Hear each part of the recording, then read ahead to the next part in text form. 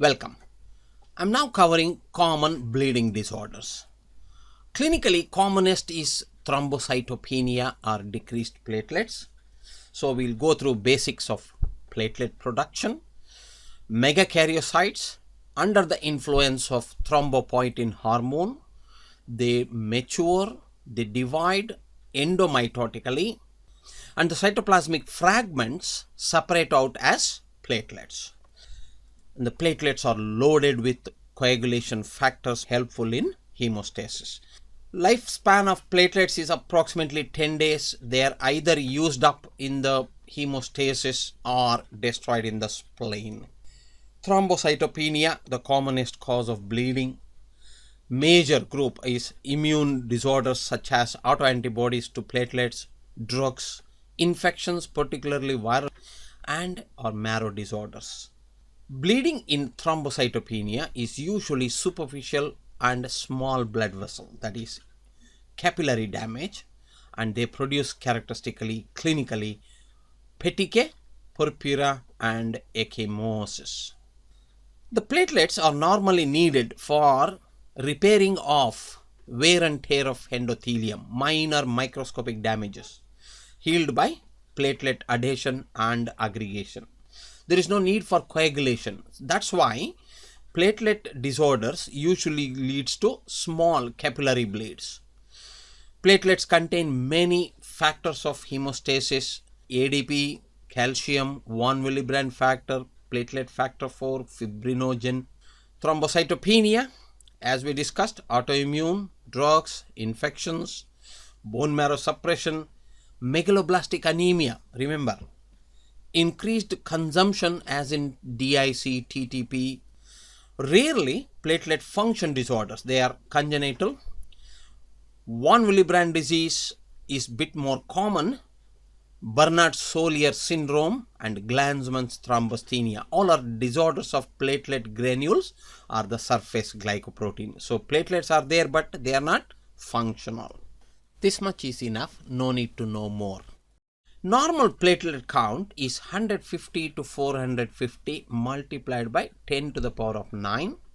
Up to 50, there is no bleeding, but less than 50 usually gives rise to excess bleeding following trauma, wound, whereas less than 20 gives rise to spontaneous bleeding, severe life-threatening bleedings. I'm covering now the common type, immune thrombocytopenic purpura. It is an autoimmune disorder, IgG antibody against platelets, and platelets destroyed in the spleen early, so leading to thrombocytopenia, petechiae, purpura, ecchymosis, and easy bruising. Acute ITP is common in children post-infection usually, and it is self-limited. Chronic ITP is the most problematic. Young females, it's a type of autoimmune disorder, and this is usually chronic and severe. Laboratory diagnosis, just the thrombocytopenia, decreased platelets, and whatever few platelets are there, they are very young, immature, and they are huge, giant. PT and PTT will be normal, saying that coagulation will be normal, only platelets decreased. In the bone marrow, increased immature megakaryocytes in response to loss of platelets. The next condition of thrombocytopenia is viral hemorrhagic fevers. More commonly dengue, chikungunya, measles, malaria, yellow fever. These viral fevers injure the endothelium, vasculitis, and activate platelets. So endothelial damage by virus, and in some cases antiviral antibodies, results in platelet activation and thrombocytopenia. Laboratory diagnosis, thrombocytopenia. Again, PT-PTT usually normal. Rarely, as in dengue shock syndrome, very severe viral infections can give rise to activation of coagulation also. Remember, platelets also stimulate coagulation, and in that case it would produce DIC with abnormal PT and PTT as well as thrombocytopenia. Now next, hemophilia, a rare congenital bleeding tendency due to coagulation factor 8 or 9.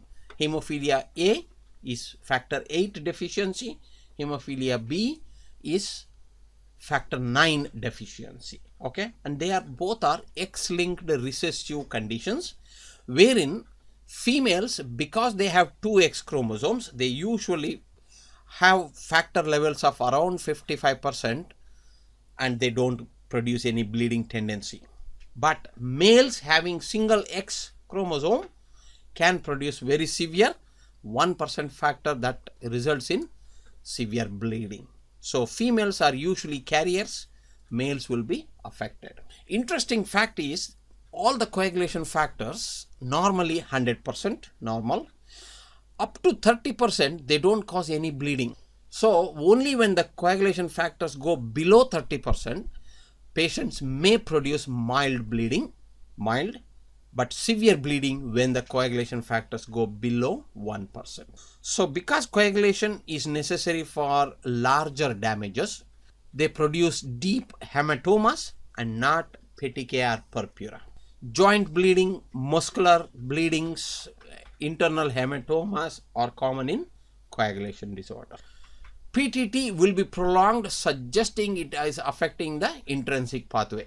Therapy, DDA-VP, it's a drug which stimulates endothelium to release the stored factors, or factor 8 or factor 9 concentrate can be used. Most common presentation is excess bleeding following wounds and deeper bleeds within the muscle or in the joints. Typically young kids, while playing, they develop hematoma in the joints, and as they grow up the whole joint gets destroyed.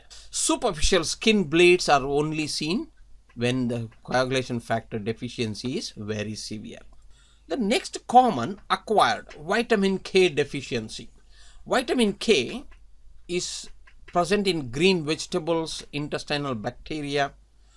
It is necessary for carboxylation of factors 2, 7, 9 and 10 in the liver.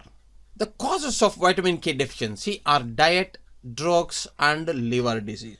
Some drugs such as warfarin specifically blocks vitamin K action to prevent thrombophilia. In the laboratory, increased PT, because although it affects all the factors, both intrinsic and extrinsic, only factor 7 has the shortest half-life. So warfarin therapy first affects factor 7 and later it affects other factors. So we use PT value to detect early warfarin excess. Okay, APTT will be usually normal until the late stage, significantly affecting factor 7 first. So note that liver disease and newborn babies with immature liver will have vitamin K deficiency, clinically commonest. Next condition, von Willebrand disease, is a congenital bleeding disorder. It's actually a factor useful for platelet adhesion to the damaged endothelium. So von Willebrand factors are in the subendothelial region and in the plasma. And in the plasma, they carry factor 8 and they prevent their early degeneration, factor 8. So deficiency of von Willebrand factor also leads to deficiency of factor 8. Von Willebrand disease is a combination of both lack of platelet adhesion and factor 8 deficiency. Okay, so it causes both superficial and deep bleeds. There are many subtypes of von Willebrand, very mild to very severe bleeding clinically. Von Willebrand factor is produced by both platelets and endothelial cells. It helps in adhesion of platelet. Note this, not aggregation. Okay, aggregation is by fibrinogen.